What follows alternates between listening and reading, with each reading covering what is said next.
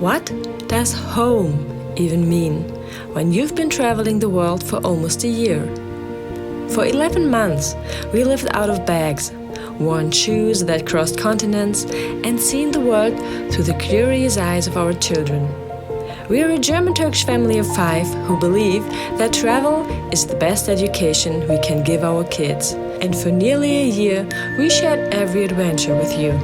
But now, it's time to say goodbye to this chapter. Today, we are not just on another trip. We are going home. Or are we? It's our last day in Seoul, a city that's been both familiar and foreign. With Emmett and Malik freshening up at the local hairdresser and lunch in the magical Aqua Garden Cafe surrounded by fish that felt like gateways to other worlds, we soaked in every moment.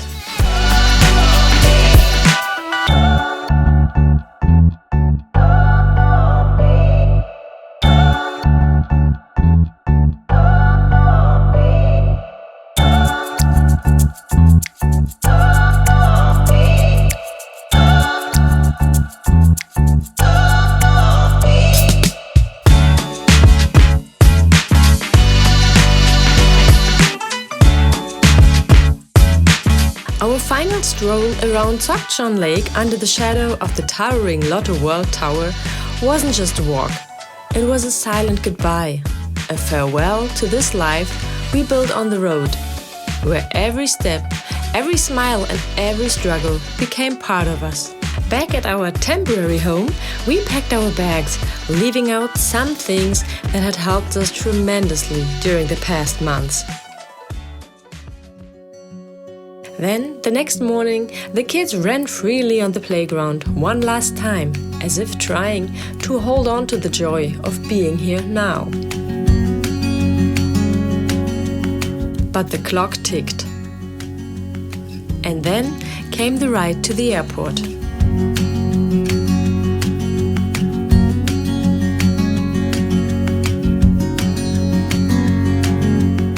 Incheon International Airport has always been a gateway, for some, to adventure. For us, it marked a crossroads. Where next, you might ask?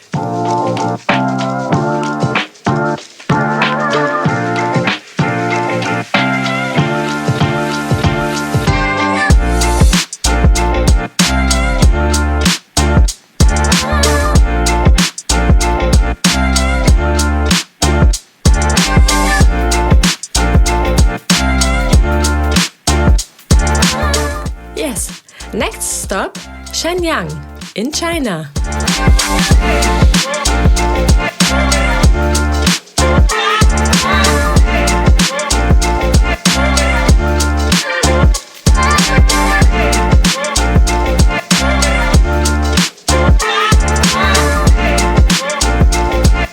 We landed in China, where we would have loved to stay longer, but weeks ago I had already booked another flight.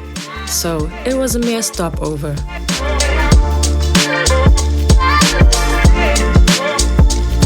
Then came turbulences, heavy, chaotic, shaking us for hours again and again.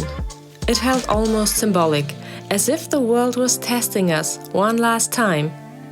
Hours later, the captain's voice crackled through. Welcome to Frankfurt, Germany, home. Or so we thought. The path from the airport to the train station was confusing because of many construction sites and lack of signs and elevators that weren't working.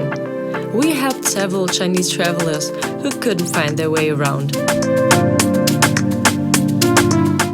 But then we made it with all our luggage. As we boarded the Deutsche Bahn ICE train to Germany, a 6-hour journey lay ahead. A time in which a Chinese bullet train would have taken us double, triple, or maybe even 4 times the distance. But snacks in hand, movies playing on iPads, our heads nodded into sleep.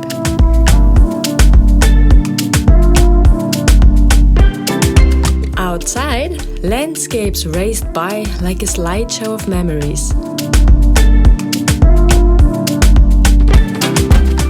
It all started back in July 2023. With our grandma Tina by our side, we flew to Qatar, a land of golden deserts and futuristic skylines. From there, we ventured to Uganda, where we stood breathless, face to face with wild gorillas, their eyes reflecting an untamed beauty we'll never forget. In Rwanda, the land of 1,000 hills, we learned about the history around the genocide.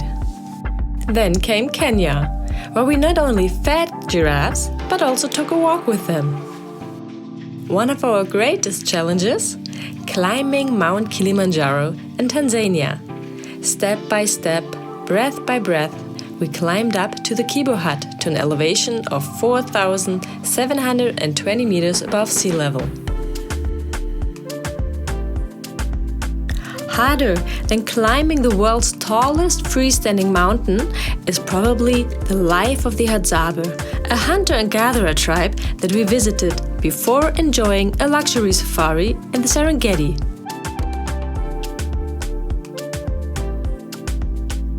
Have you ever heard of the Great Migration? We came to experience it firsthand. And afterwards, a bittersweet goodbye followed when our beloved grandma hugged us tightly before flying home to Grandpa. Her adventure had ended, but ours was far from over. India overwhelmed us with its loud traffic but soulful temples, while Sri Lanka embraced us with emerald tea fields and the kids' first surfing classes. High in the Himalayas of Nepal, we traced paths toward peace, and we found new family members.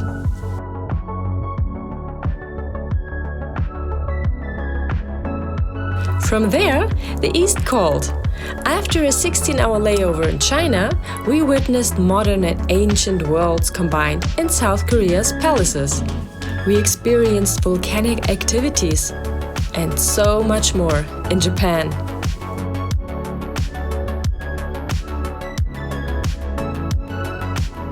We absolutely enjoyed vibrant Vietnam with its fragrant street food and rivers.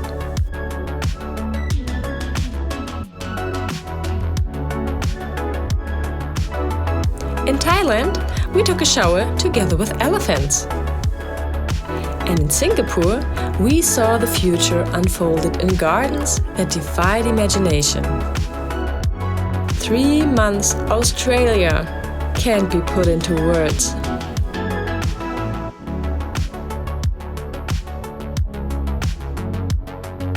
Then, like a loop that had to close, we found ourselves back in China, a country that we were eager to get to know a little more. And we couldn't get enough of exploring South Korea. 11 months that felt like a lifetime, a year that could just go on forever. Something in our heads whispered though, it's time to go home.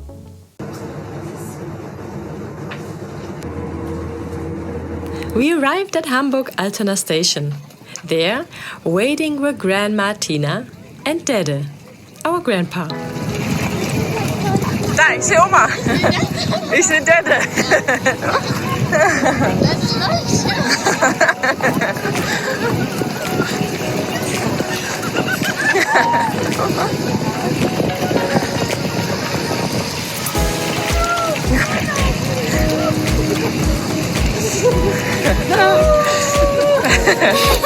Hallo?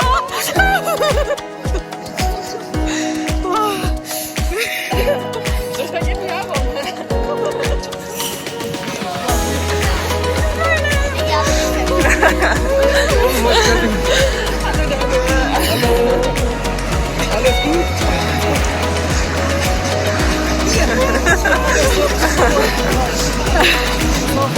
Oh, danke! The hugs felt warmer, the smiles wider, as if all the miles we'll traveled melted away. Here's the thing, home isn't a place. Home is the people who wait for you, the ones who follow your journey, even if just from a screen. And so, we are here, back where we started. Yet we are not the same. To all of you who've subscribed, watched and traveled with us, we are so grateful. You didn't just watch our journey, you became part of it. So what's next?